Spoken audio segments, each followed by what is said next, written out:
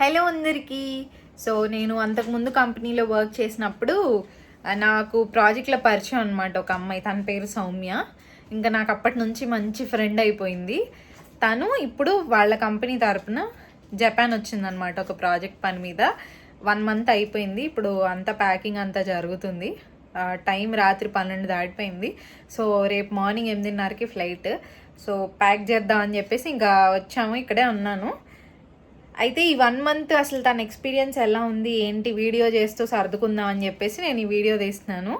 అసలు జపాన్ మీద ఇంప్రెషన్ ఏంటి, వర్క్ కల్చర్ ఎలా ఉంది, ఎందుకంటే పాపం రోజు రాత్రి 10:30-11 దాకా వర్క్ చేసింది. సో ఇక్కడ క్లయింట్స్ ఎట్లున్నారు, ఫ్రెండ్లీగా ఉన్నారా లేదా, ఇవన్నీ కూడా నేను వీడియోలో అడుగుతాను. సో వీడియో చివరిదాకా చూడండి. వీడియో అక్కడ పెట్టేస్తాను. మేబీ లైటింగ్ ఉండకపోవచ్చు, బట్ మాటలు అయితే క్లియర్గా ఉంటాయి. సో తనే నా ఫ్రెండ్ సౌమ్య. ఐ థింక్ మీకు ఈ వాయిస్ క్లియర్గానే ఉందనుకుంటున్నా. కొంచెం దూరంలో పెట్టి ఇంకా మేము ప్యాక్ చేసుకుంటున్నాం. ఇవన్నీ చాక్లెట్స్ ఇప్పుడే ప్యాక్ చేసాను. ఇక నెక్స్ట్ అవన్నీ ప్యాక్ చేయాలి. చాలా స్పేస్ ఉంది, చూడాలి. సో మాకు కెమెరా పెట్టడానికి ఇంకా ఇంతకంటే మంచి ప్లేస్ దొరకలేదు. మీతో మాట్లాడుతూ మేము ప్యాక్ చేసుకుంటాము. ఈలోపు నేను సౌమ్యని అడుగుతాను క్వశ్చన్స్. అసలు ఇక్కడ జపాన్ మీద ఇంప్రెషన్ ఎలా ఉంది, వర్క్ కల్చర్ ఎలా ఉంది, ఇవన్నీ అడుగుతాను. సో ఫస్ట్ అయితే మా ఫాలోవర్స్, మా సబ్స్క్రైబర్స్కి హాయ్ చెప్పు సౌమ్య. Hi hi guys. తనది విజయవాడే, నందిగామ కదా, నందిగామ. సో మేము చెన్నైలో ఒక 9 మంత్స్ లేదు 11 నెలల వరకు కలిసే ఉన్నాము. ఇప్పుడు మళ్ళీ ఇక్కడికి వచ్చింది. చాలా క్లోజ్ ఇంకా నాకు. ఇంకా మేము బాగా కబుర్లు చెప్పుకుంటా, నవ్వుకుంటా, తిరుక్కుంటా భలే ఉండేదిలే ఆఫీస్లో. ఇప్పుడు ఆ వైబ్ అంతా మిస్ అయిపోయాం. ఇప్పుడు 1 మంత్ తను వర్క్లో ఉండిపోయి మేము కలవడం కుదరలేదు. 1-2 సార్లు కలిసాం, కానీ ఎక్కువసేపు అంత డిస్కషన్స్, కాన్వర్జేషన్స్ ఏం లేవు. సో అందుకే ఒక మెమరీగా ఈ వీడియో రికార్డ్ చేస్తున్నాను. కెమెరా అంటే కొంచెం సిగ్గు, టెన్షన్ వస్తుందంట. ఎప్పుడు సర్దం. యాక్చువల్లీ నేను ఇక్కడ ఉన్నప్పుడల్లా మేము సర్దుకునే వాళ్ళం కాదు. ఫ్రెండ్స్ ఉండేవాళ్ళు, బ్యాచ్లుగా వచ్చాం మేము. ఇంకా అందరం కలిసి సర్దుకునే వాళ్ళం. ఫస్ట్ టైం ఇక ఇదేం పచ్చడి ఇక్కడ నూనె లీక్ అయిపోతుంది.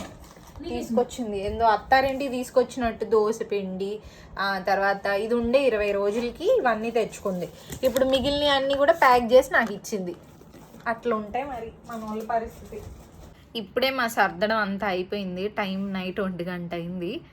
ఇప్పుడు పడుకోవాలి ఇంకా మేము. బట్ ముందు అసలు ఈ 1 మంత్ తనకి ఎలా ఉండింది జపాన్లో ఎక్స్పీరియన్స్, ఇక్కడ వర్క్ కల్చరు, తర్వాత ఇక్కడ తను ఫేస్ చేసినవన్నీ కూడా నేను ఈ వీడియోలో అడుగుతాను. సో చూద్దాం ఏం చెప్తుందో. సో రెస్పాన్స్ ఎట్లున్నా మీరు భయపడద్దు, ఎందుకంటే ఒక్కొక్కరికి ఒక్కొక్కలాగా ఉంటుంది. కంపెనీని బట్టి, క్లయింట్ని బట్టి అన్నీ చేంజ్ అవుతూ ఉంటాయి. So first question Soumya, Japan వచ్చినప్పుడు జపాన్ చూడగానే నీకు అనిపించిన ఇంప్రెషన్ ఏంటి? జపాన్ మీద నీకు వచ్చిన ఇంప్రెషన్ ఏంటి? లైక్ ఒక 1 వీక్ ఉన్న తర్వాత ఇక్కడ చేంజ్ అంతా చూసిన తర్వాత ఎట్లా అనిపించింది? ఇట్లా క్లీన్గా ఉంది. ఇంకా లైక్ ఆన్ టైం. ఇండియాలో అసలు అంటే నేను అన్ని ఇండియాతో కంపేర్ చేస్తాను. ఆబ్వియస్లీ నేను అక్కడ ఉండొచ్చా కాబట్టి. ఇండియాలో ట్రైన్స్ ఎప్పుడు డీలే కదా. అవును, ఇక్కడ మాత్రం ఆన్ టైమ్. ఒకవేళ if in case 30 seconds delay అయినా వాళ్ళు రీజన్ ఇస్తారు ఎందుకు డీలే అయింది అని. ఇప్పుడు నీకు ఒక ఆఫీస్కి 10 minutes డీలే అవుతుంది అనుకో, బికాస్ ఆఫ్ ట్రైన్ అంటే వాళ్ళకు స్లిప్ ఇస్తారు. అది మనం ఆఫీస్లో షో చేయొచ్చు, నాకు 10 minutes డీలే అయింది ఎందుకంటే ట్రైన్ డీలే అయింది. సో వాళ్ళు అది యాక్సెప్ట్ చేస్తారు. అట్లాంటి థింగ్స్ అన్ని ఇండియాలో ఉండవు కదా. అవును రైట్. ఈ పాయింట్ యాక్చువల్లీ కరెక్ట్. ఒకవేళ నాకు లేట్ అవుతుందంటే నేను ముందే వాళ్ళకి ఇన్ఫామ్ చేయాలి. 15 గంట అయితే 15 గంట, 5 నిమిషాలు అయితే 5 నిమిషాలు, 10 నిమిషాలు అయితే 10 నిమిషాలు ముందే ఇన్ఫామ్ చేసి లేట్గా వెళ్ళొచ్చు. బట్ రెగ్యులర్గా లేట్గా వెళ్తే జాబ్ అనేది రిస్క్ అవుతుంది. ఇక్కడ ఇండియాలో అనేది డిపెండ్స్. ఇంకా మోస్ట్లీ 1/2 hour లేట్ అయినా కూడా కన్సిడర్ చేస్తారు. టోటలీ వర్క్ అవుతుందా లేదా అనేది చూస్తారు. కానీ జపాన్లో డిసిప్లిన్ అండ్ పంక్చువాలిటీకి ఫస్ట్ ప్రయారిటీ ఇస్తారు. అది. ఇంకా రెండోది వచ్చేసి వర్క్ కల్చర్ ఎలా ఉండింది? ఎప్పుడు వచ్చావు నువ్వు? జూన్ 29? రేపు 26 కదా, 27 జూన్ 28, జూన్ 29 వచ్చింది. సో రేపు వెళ్ళిపోతుంది. రేపు మార్నింగ్ 8:30కి ఫ్లైట్, 1 గంటకి ఫ్లైట్ ఉంది. So she will start here by 8:30.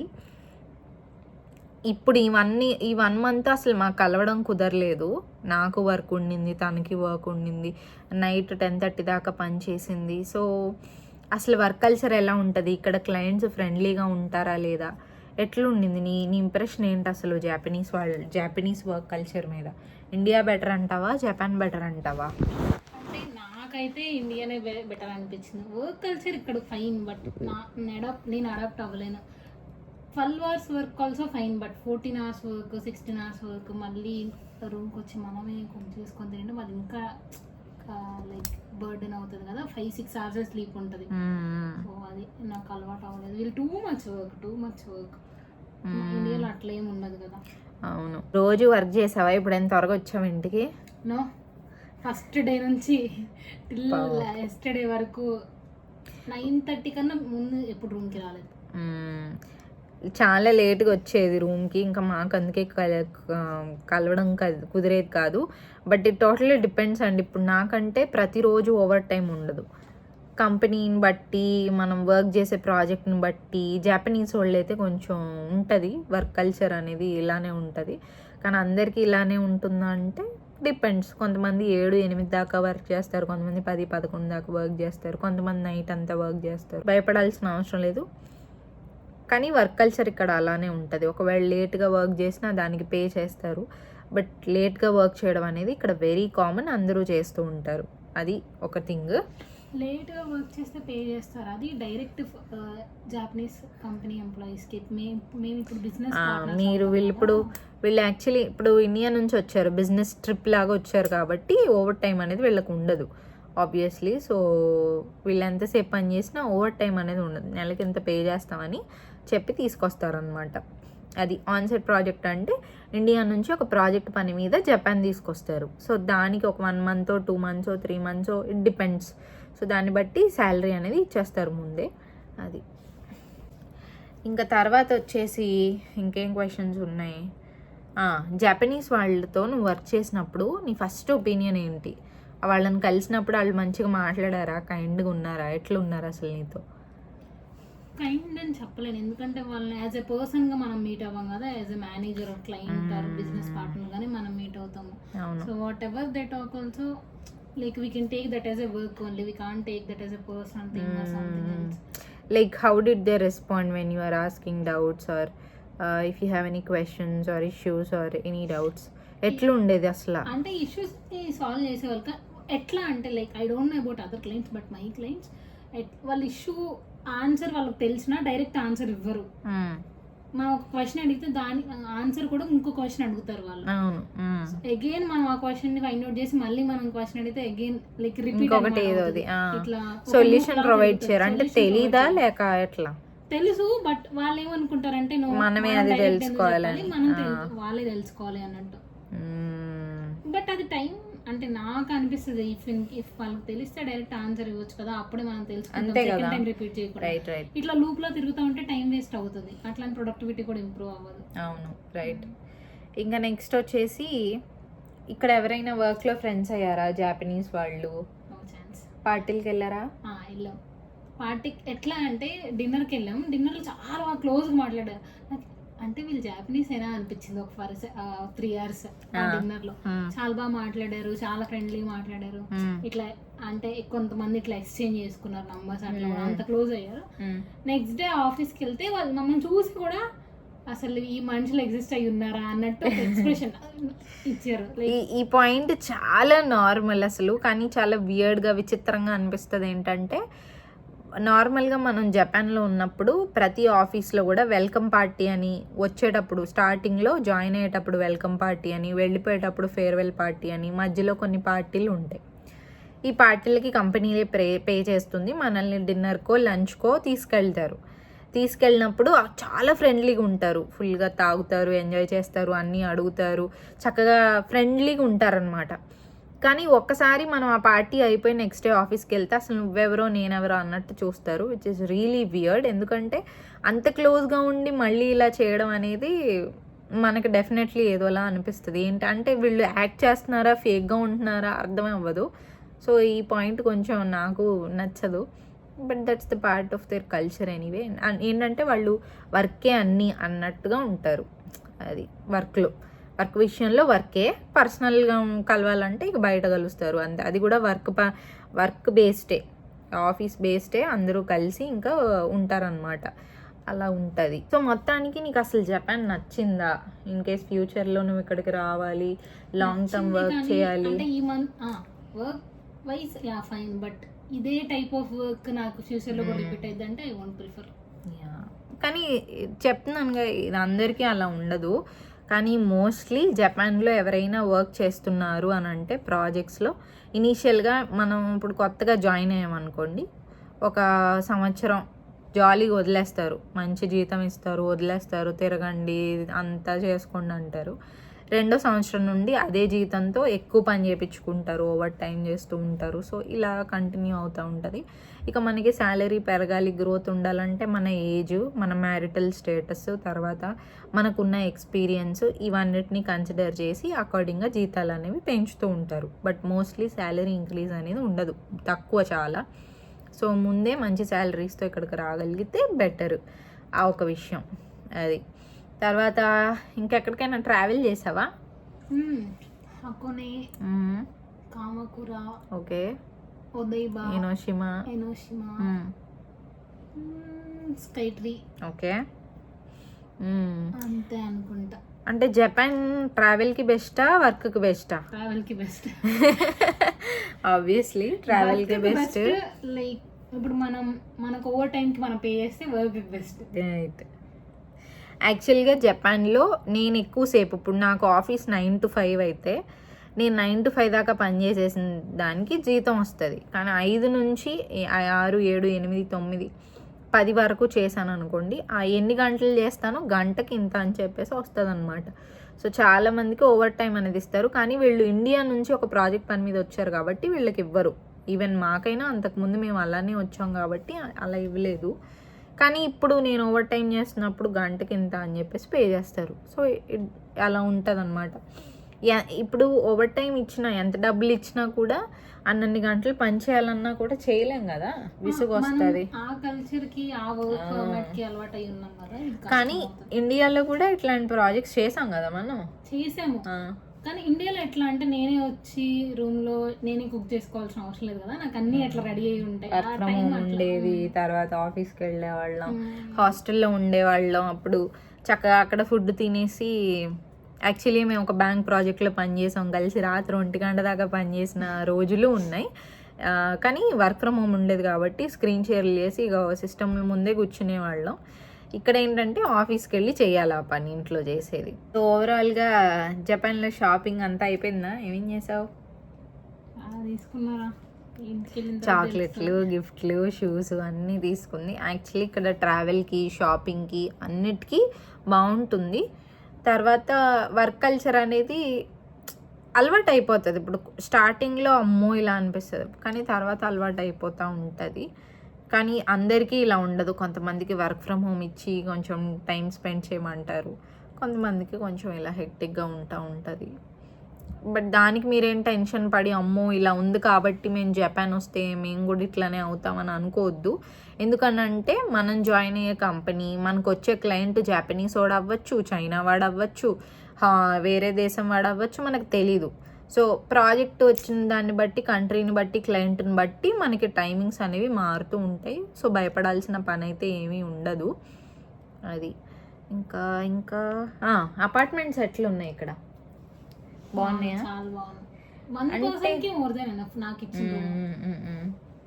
తినున్న room actually పెద్దది. ఇప్పుడు ఇది మాత్రం నేను మీకు చూపిస్తాను. ఇది బెడ్రూము. డోర్ కనపడుతుంది కదా, అక్కడ ఫ్రిడ్జ్ ఉంది కదా, అదంతా కిచెన్. సేమ్ నేను మొన్న నా ఫ్రెండ్ది చూపించాను కదా, అట్లనే ఉంది అపార్ట్మెంట్. కానీ బెడ్ కొంచెం పెద్దగా ఉంది. చిన్న చిన్న చేంజెస్ ఉంటాయి అంతే. అది కానీ hitech apartment.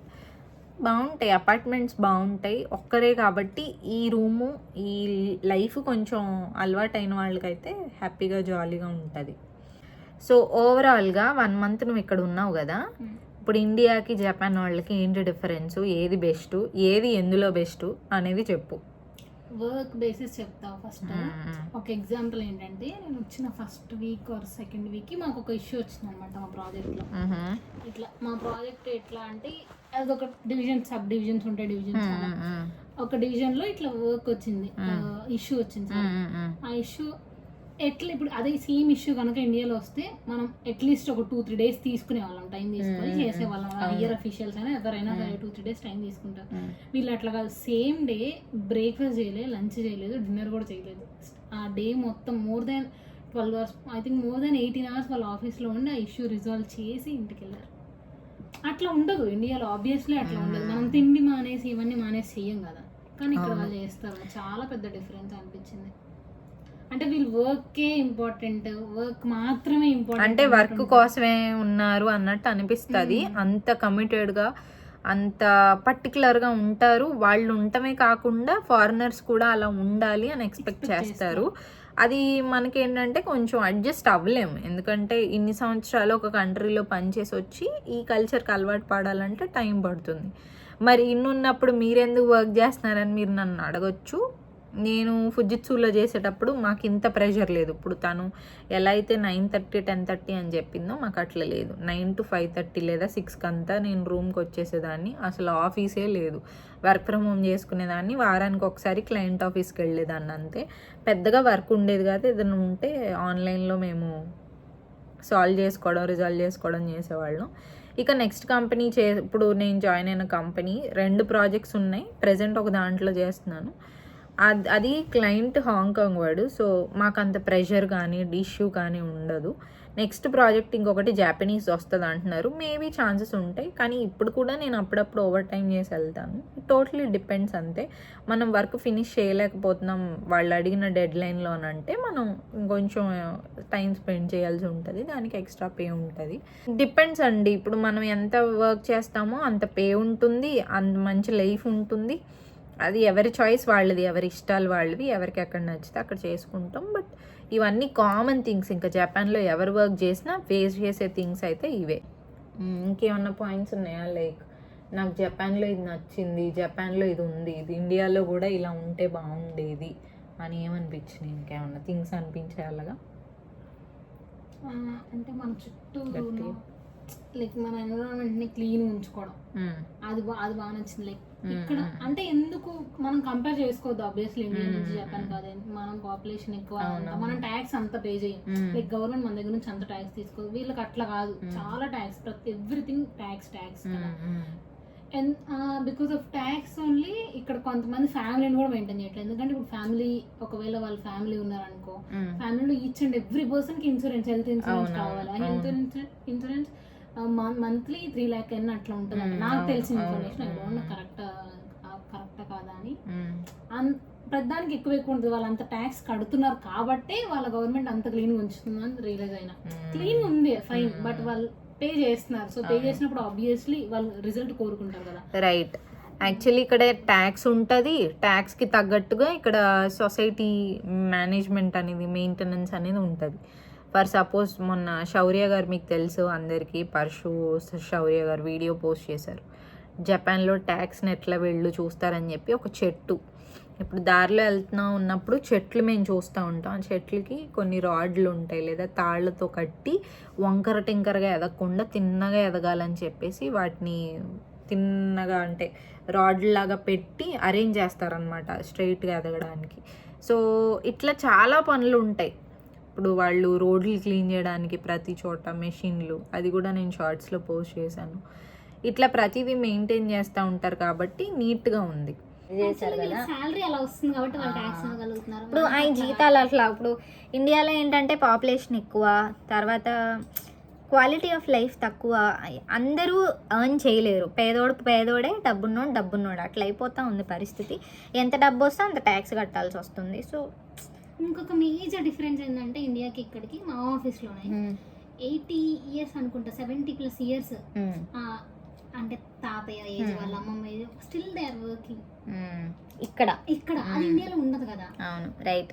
One more good point. Actually మా ఆఫీస్లో కూడా పెద్దవిడ వస్తారు డస్ట్ కలెక్ట్ చేసుకోవడానికి. దగ్గరగా 80-85 ఉంటాయి. వంగిన అడుస్తారు, వస్తారు, వ్యాక్యూమ్ చేస్తారు, డస్ట్ తీసుకొని వెళ్ళిపోతారు. సో నేను చెప్పాను కదా వీడియోలో, పెద్దవాళ్ళైనా ఎంత వయసు వచ్చినా సరే మేము ఒకరి మీద ఆధారపడకూడదు, మేము మా అంతటి మేము ఎర్న్ చేసుకొని బతకాలి అనేది ఒకటి పెట్టేసుకున్నారు. ఇంకా సెల్ఫ్ రిలయన్స్, మా మీద మేమే డిపెండ్ అవ్వాలి, మేము ఎవరి మీద డిపెండ్ అవ్వద్దు అనే ఒక మెంటాలిటీ, మైండ్ సెట్తో ఉంటారు. ఇండియాలో ఏంటంటే మనం చిన్నపిల్లలు, మనం చిన్నప్పటి నుంచి ఎదగడానికి పేరెంట్స్ మనల్ని చూసుకున్నట్టు మరి వాళ్ళు పెద్ద అయిపోయాక వాళ్ళని మనం చూసుకోవడం బాధ్యత, ఇదంతా మనకి రన్ అవుతుంది. ఒక్కొక్క కంట్రీలో ఒక్కొక్క కల్చర్, ఇక్కడ ఇలా ఉంటుంది. అది అంటే ఈ ఏజ్తో పని ఉండదు, పని చేస్తానే ఉంటారు. అది ఎంత ఏదైనా వాళ్ళు బతుకున్నంత కాలం చేయాలనుకుంటే చేస్తారు. నేను వెళ్ళే చర్చికి కూడా ఒక పెద్ద ఆయన వస్తారు. ఆయన అడిగితే ఏం చేస్తారని కన్స్ట్రక్షన్లో పని చేస్తున్నారంట. చాలా పెద్ద ఆయన, వయసు ఒక 75 నుంచి 80. అంటే మేబీ సేవింగ్స్ ఉంటాయి. ఇప్పుడు మనకున్న మనకు సేవింగ్స్ ఉంటాయి కదా. ఇప్పుడు తాతయ్య వాళ్ళు సంపాదించి నాన్న వాళ్ళకి కూడా, నాన్న వాళ్ళు సంపాదించి నాన్నకి కూడా. వీళ్ళకి అట్లా కాదు. ఒకవేళ వీళ్ళ ఫాదర్ కనుక సేవింగ్ చేసి వాళ్ళ సన్కి ఇవ్వాలంటే ఫస్ట్ గవర్నమెంట్కి 60% ట్యాక్స్ కట్టాలి. అంటే వాళ్ళ ఫాదర్ సన్కి 100 రూపీస్ ఇవ్వాలంటే 60 రూపీస్ గవర్నమెంట్ ఇచ్చి 40 ఇవ్వాలి. దానికి వాళ్ళకి అన్నెసరీ కదా, గవర్నమెంట్ కట్టాలి కాబట్టి ఎవరు సేవ్ చేయాలి. ఈ రోజు వర్క్ చేసింది, ఈ రోజు పైసలు ఈ రోజే మిస్ అవుతున్నావా జపాన్ ఇప్పుడు? మేబీ లాస్ట్ 2 days నుంచి హిట్ అయింది బాగా. వెళ్ళిపోతాము, ఉండము, ఇట్లాంటి కల్చర్ ఇంకా ఏమో. యాక్చువల్లీ ఎప్పటి నుంచో సౌమ్య ఎప్పటి నుంచో అనుకుంటుంది జపాన్ రావాలని. ఈ కంపెనీలో ఏంటంటే మనం జాయిన్ అయ్యే ప్రాజెక్టులను బట్టి క్లయింట్కి మనం కావాలి, ఇక్కడికి వచ్చి పని చేయాలని అనుకుంటే తప్ప మనం రాలేము. జాను అంటానే ఉంది జపాన్ రావాలని చెప్పేసి. ఫైనల్గా ఇంకా మొన్న కన్ఫర్మ్ అయింది, ఇప్పుడు వచ్చింది. సో ఇది ఒక గోల్డెన్ ఆపర్చునిటీ. యాక్చువల్లీ అంతకుముందు అయితే ఒకసారి ఆపర్చునిటీ వచ్చినట్టుంది, నువ్వు రాలేదు కదా, రిజెక్ట్ చేసుకుంది, రాలేదు. జపాన్కి ఆపర్చునిటీ వస్తే ప్రాజెక్ట్కి రాలేదు. ఇంకా రెండోసారి వస్తే ఇంకా అందరూ చెప్పారు వెళ్ళాలి, ఎక్స్పీరియన్స్ చేయాలి. ఇంకా నేను కూడా అన్నాను, ఒకసారి ఆ కంఫర్ట్ జోన్ నుంచి బయటకు వస్తేనే తెలుస్తుంది కదా, తనకి ఒక కాన్ఫిడెన్స్ వస్తుంది. ఇంకా అలా వచ్చి ఇక్కడ అంతా కూడా ట్రావెల్ చేయగలిగి ఒక్కళ్ళే ఉండి అన్నీ మేనేజ్ చేసుకోవడం నేర్చుకోవాలి. ఆడపిల్లలు, అబ్బాయిలు ఎవరైనా సరే ఇలా వేరే దేశానికి వచ్చి నేర్చుకోవడం వల్ల కొంత యూనో స్ట్రాంగ్ అవుతారు, కాన్ఫిడెంట్గా ఉంటారు. ఇంకా ఆల్మోస్ట్ ఇక వేరే దేశానికి వచ్చి నెల రోజుల పాటు ఉండాలి, వర్క్ చేసుకోవాలి, అన్నిటిని మేనేజ్ చేసుకోవాలంటే డెఫినెట్లీ అది ఈజీ థింగ్ కాదు. బట్ స్టిల్ ఇవన్నీ అలవాటు అయిపోతాయి. మేము జపాన్ కూడా టు ద ఫుల్లెస్ట్ ఎంజాయ్ చేయలేదు. ఇట్స్ ఫైన్, ఫుల్లెస్ట్ ఎంజాయ్ చేయలేదు కానీ ట్రావెల్ అయితే చేయగలిగారు. సాటర్డే సండేస్ కుదిరినంత వరకు ట్రావెల్ చేశారు. చాలా ఉన్నాయి యాక్చువల్గా. తను బాగా అసలు ఎక్కడికి వెళ్ళదన్నమాట, ఎంత దూరం అయినా వెళ్ళడము అట్లా అలవాటు లేదు తనకి. బట్ స్టిల్ 1 month వచ్చి మేనేజ్ చేసుకుంది అన్నీ. ఇంకా నాన్నకు వచ్చి అనమాట కదా, ఇంకా డాడ్స్ లిటిల్ ప్రిన్సెస్ లాగా అమ్మ, నాన్న, తమ్ముడు, ఇక వీళ్ళందరితో ఉండి సడన్గా రావడం అనేది చాలా కష్టం. బెంగ, ఏడుపు లేదు, ఏమీ లేదు. ఉన్నన్ని రోజులు హ్యాపీగా ఉంది, బయట తిరిగింది, ఎంజాయ్ చేసింది. తర్వాత కష్టపడి వర్క్ చేసుకుంది, షాపింగ్ చేసుకుంది, ఇప్పుడు ప్యాక్ చేసుకుంది, కుక్ చేసుకుంది. ఫస్ట్ టైం అంట లైఫ్లో కుక్ చేసుకుంది. ఏమేమండ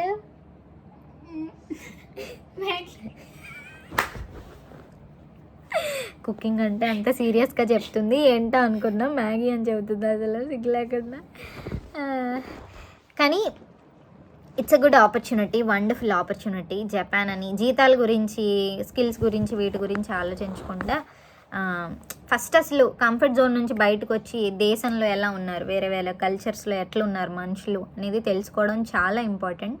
మనకి మనం ఒక ప్లేస్లో ఉన్నప్పుడు, మనం వేరే కంట్రీస్కి వెళ్తున్నప్పుడు మనం ఎలా గ్రో అవ్వాలి, ఎట్లా ముందుకు వెళ్ళాలి, ఇవన్నీ మనకు అర్థమవుతూ ఉంటాయి. Which is really a great opportunity to utilize. So culture ఇలా ఉంటుంది, వామ్మో మేము రాము, మాకు భయం, ఒక్కళ్ళే ఎలా ఉంటారు, ఇట్లాంటివన్నీ పక్కన పెట్టేసి ఎక్స్ప్లోర్ చేయాలి. ఎందుకంటే కొంతమందికి ఇది ఒక అవకాశం అయితే కొంతమందికి డ్రీమ్ జపాన్ రావడం, ఇక్కడ ఈ కంట్రీని ఎక్స్ప్లోర్ చేయడం. నిజంగా దేవుడు ఇస్తారు, ఇచ్చినప్పుడే యూటిలైజ్ చేసుకోవాలంతే.